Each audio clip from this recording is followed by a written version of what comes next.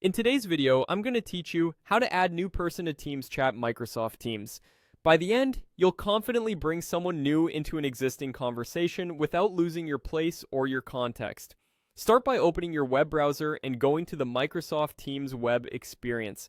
If you're prompted to sign in, use your work or school account and let Teams load fully. Once you're in, look to the left side of the screen for the main navigation rail.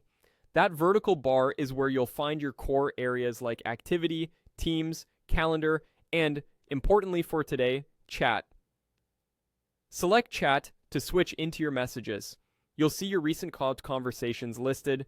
Choose the conversation where you want to add someone. Now turn your attention to the upper right area of the chat window. You're looking for the Add Participants control.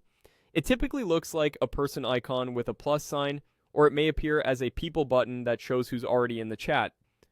Hovering your mouse often reveals a tooltip such as View and Add Participants, which is your confirmation you're in the right place. Click View and Add Participants to open the sidebar or pop-up that shows current members of the chat. Here, you'll find the option labeled Add People. Click Add People to bring up the search field. Begin typing the person's name, and Teams will suggest matches from your organization's directory. If the person is outside your organization and guests are allowed, you can enter their email address. Keep in mind that guest access depends on your organization's settings. So if you don't see the option or the person doesn't appear, it may be restricted by policy. When you pick the person, Teams may ask whether you want to include chat history. Choose the history option that suits your needs. No history, a limited number of days, or the entire conversation, so the new participant has the right context without oversharing. After you've made your selection, confirm to finish adding them. You'll see the updated participant list, and the new person will be able to read and contribute according to the history setting you selected.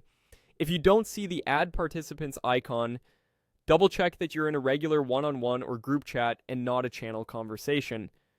Channel posts follow team membership, and you can't add people to a channel chat from here. Also, some chats are restricted by your organization's policies or by the chat owner. In those cases, you might need to ask a chat participant with the right permissions to add people for you. That's all there is to it. You've opened chat, viewed the current participants, and used Add People to bring someone new into the conversation with the right level of history and access.